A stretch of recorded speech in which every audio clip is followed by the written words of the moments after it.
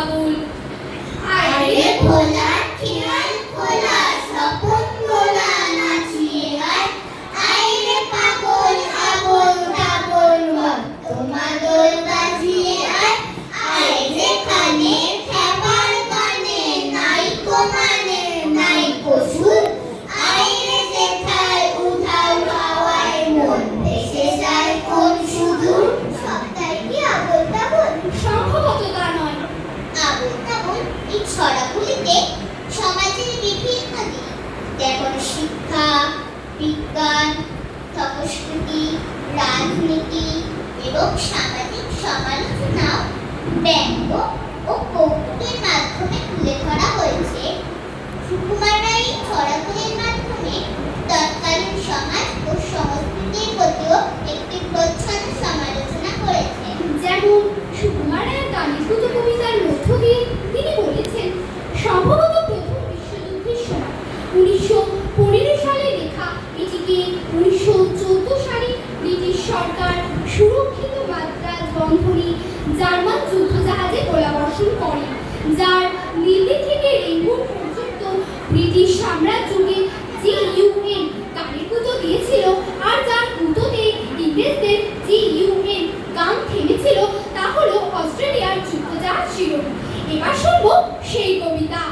গান জুড়েছেন গ্রীষ্মকালে গ্রীষ্মলোচন শর্মা, আওয়াজখানা দিচ্ছে হানা দিল্লি থেকে বর্মা, গাইছে ছেড়ে প্রাণের মায়া গাইছে তেরে প্রাণপণ, গাইছে ছেড়ে প্রাণের মায়া গাইছে তেরে প্রাণপণ, ছুটছে লোকে চারদিকেতে ঘুরছে মাথা ঘন ঘন, মরছে কত জখম হয়ে করছে কত ছটফট, মরছে কত জখম হয়ে করছে কত ছটফট, বলছে হেঁটে প্রাণটা গেল, গানটা থামাও ঝটপট। বাঁধন ছেঁড়া মহিষ ঘোড়া পথের ধারে ছিটপাট, বাঁধন ছেঁড়া মহিষ ঘোড়া পথের ধারে ছিটপাট, ভীষ্মলোচন গাইছে তেরে নাই কোথাহে ফিটপাট, চার পা তুলি জন্তুগুলি পড়ছে থেকে মূর্ছায়, পাগল পাড়া পাগল পাড়া বলছে হেগে উচ্ছায়, জলে প্রাণী অবাক মানি গভীর জলে চুপচাপ, গাছের বংশ হচ্ছে ধ্বংস হচ্ছে বেদার চুপচাপ, শূন্য মাঝে ঘূর্ণা লেগে ডিগবাজি খায় পক্ষী, সবাই হাঁকে আর না দাদা গানটা থামাও লক্ষ্মী, গানের তাপে আকাশ কাঁপে দালান ফাটে বিলকুল, গানের তাপে আকাশ কাঁপে দালান ফাটে বিলকুল, ভীষ্মলোচন গাইছে ভীষণ ঘোষ মেজাজে বিলকুল, এক যে ছিল পাগলা ছাগল এমনি চেঁচড়া ওস্তাদ, এক যে ছিল পাগলা ছাগল এমনি চেঁচড়া ওস্তাদ, গানের তালে সিংমা দিয়ে মারলে গুঁতো পশ্চাৎ, আর কোথা যায় একটি কথায় গানের মাথায় ডান্ডা, আর কোথা যায় একটি কথায় গানের মাথায় ডান্ডা। বাপরে বলে ভীষ্মলোচন একেবারে ঠান্ডা। 1901 সালে চটদণ্ড করার জন্য একটি অদ্ভুত থিওরি ব্যবহার করা হয়, মার্টিন হেসে থিওরি।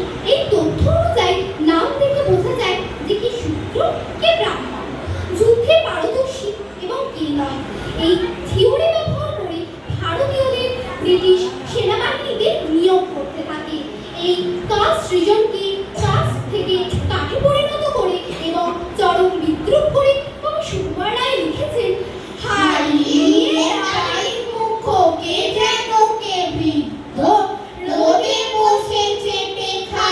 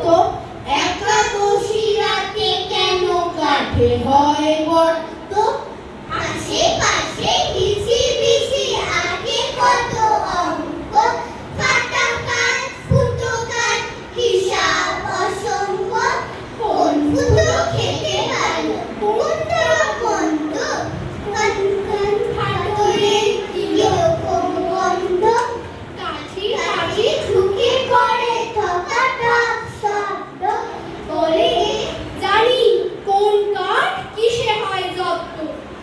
কাঠ উঠো খেতে খুঁটে জানি আমি কষ্ট এ কাঠের বজ্জাতি কিসে হয় নষ্ট কোন কাঠ পোষ মারে কোন কাঠ শান্ত কোন কাঠ তিন টিমে কোনটা ভালো ব্যন্ত কোন কাঠে জ্ঞান নেই মিথ্যা কি সত্য। আমি জানি কোন কাঠে কেন থাকে গর্ত আবুল তাবুল সুকুমার রায়ের বিখ্যাত ননসেন্স ছড়া সংকলন। এই সংকলনে মোট ছড়ার সংখ্যা 50টি, যার মধ্যে 7টি বেনামে লেখা রয়েছে। তার মধ্যে আছে অনেক গল্প, সেসব না হয় পরে বলা যাবে।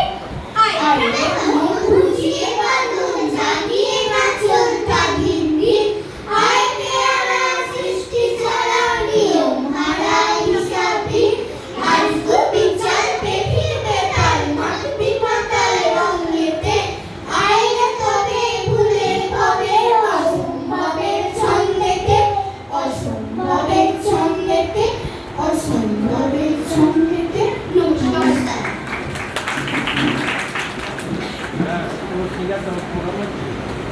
শ্রুতিকথনের নৈবেদ্য বিভাগে নিবেদন একটি মেধাকৃত